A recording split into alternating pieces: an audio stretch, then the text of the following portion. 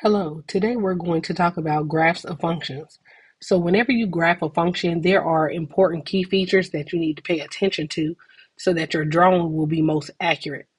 So on the right-hand side, I have shown you, or I have wrote out the calculator steps to find the um, key features on the left-hand side.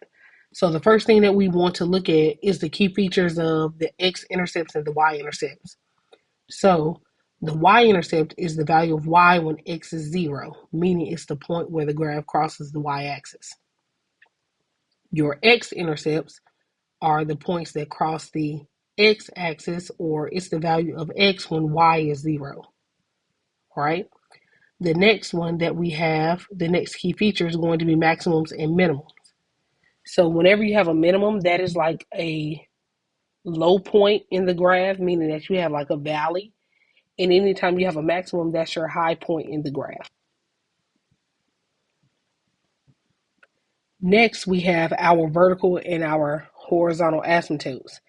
So our vertical asymptote is going to be the value of x in which you do not have a defined y value.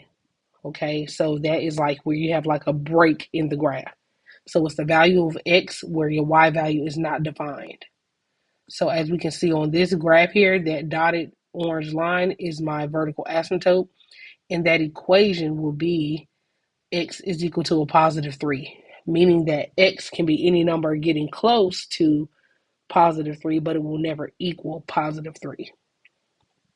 So now we can also look at horizontal asymptotes.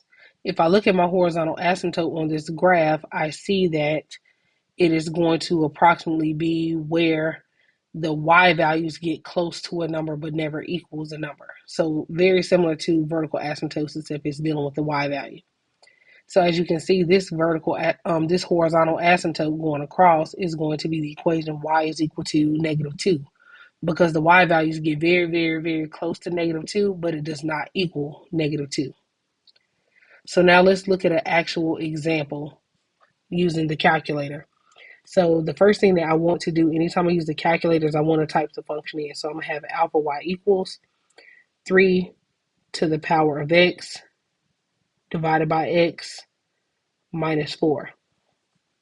So if you want to find the y-intercept by hand, you can, and that would just means that you will need to substitute in 0 for x, because you already know a y-intercept is where x is equal to 0. So we would have 3, y is equal to 3 to the power of 0 divided by 0 minus 4.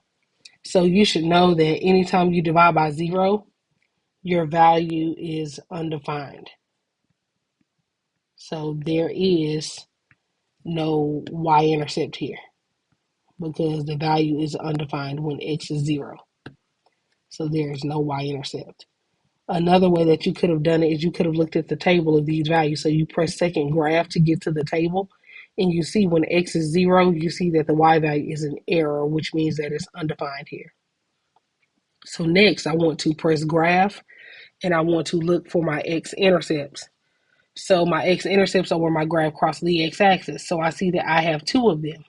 So if I want to zoom in, I can press zoom and then press 3 or 2 for zoom in and press enter. And then I will be able to see where my graph crosses the x-axis, and I can actually calculate it by telling the calculator to do so. So anytime I want to find my x-intercepts, I need to remember that x-intercepts is a synonym for zeros. All right, so if I press second trace calculate, I go to 0 because I wanted to calculate the 0. And as you can see, as I move to the right, you see the coordinate points of my cursor is popping up at the bottom. It tells me where my location is. So if I see that the x-intercept is somewhere around here, I want to go to the left side of it and press enter, and then I'm going to go to the right side of it and press enter, and it should be in between those 2 vertical bars. If it is, I'm good, and I press enter. I see that this x-intercept will be approximately 0.379 in 3 sig fig. I'm going to do the same thing for the 0 on the right hand side. So I go to the left side of it. The left side of it is going to put me approximately here. Then I'm going to go to the right side of it. It's in between the two vertical bars. Press enter for the third time, and I end up seeing that x can also be equal to, so I'm going to put a comma, x can also be equal to 1.79. So if I wrote those as actual coordinate points, it will be 0.3790, and it will be 1.790. Those will be the x-intercepts there. All right. Next, we have our asymptote. So that's where x gets closest to a number and then it never touches it, or y gets closest to a number and it never touches it. So I'm going to press zoom, and I'm going to go down to zoom standard to put my graph back to where I need it. So when I do that, I will end up seeing that I have a vertical asymptote and a horizontal asymptote. So what I'm going to do is I'm going to look at the table. So I'm going to press second graph, and as you can see, a lot of my outputs are fractions, and I like decimals better. So in order to make them all decimals, I'm going to go to the end of this function here, and I'm going to just type in 0.0, 4.0, and 4 are the same thing. Then I can go back to the table. So as you can see here, it says when x is equal to 0, I get an error. Remember, when there is no y value for x value, that is where you are undefined, meaning that x is equal to 0 is going to be your vertical asymptote. So my vertical asymptote is going to end up being x is equal to 0. Now your horizontal asymptote is the value that y gets close to but never reaches. So if I go here and I scroll up, I see that I have -4, but as you can see, if I actually scroll on the 4, you see it's -4 point something. So I know that I'm getting close to -4. I can even go down to where my x values are positive, and you will end up seeing that it will end up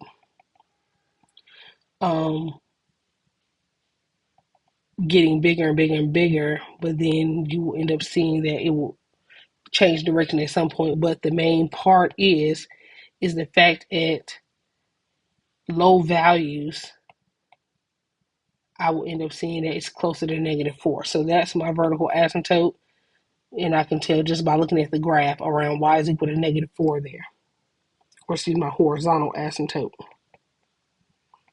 All right, so now that we know that that's at y is equal to -4, now we can actually use the domain of range. So every x value was represented except for x equals 0. Every x value had a y value. So I know that for my domain, I can say that my domain is going to be all numbers, or x can be all numbers such that x cannot be equal to 0. All right. Now, as far as the range is telling me what my y values could be.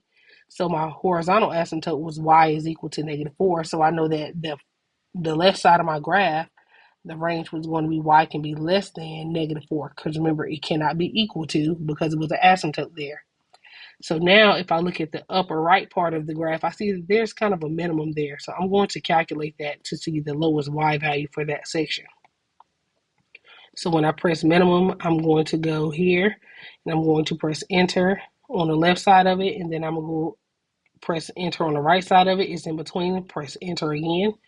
So I see that my minimum is located at 0.910, comma, -1.01. So -1.01 is the lowest y value for that section. So I can say that y can be greater than or equal to -1.01.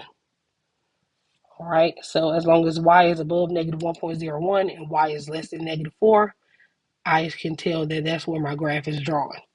So before we end, we have some definitions that we need to go over. So we need to understand that a sketch is going to be what shows the graph's general shape and key features, and a drawing is going to be more precise and drawn to scale than a sketch. So your actual intercepts and everything drawn to drawn with precision, basically. If you have any questions on graphs or functions, please let me know or your teacher know, and have a great day.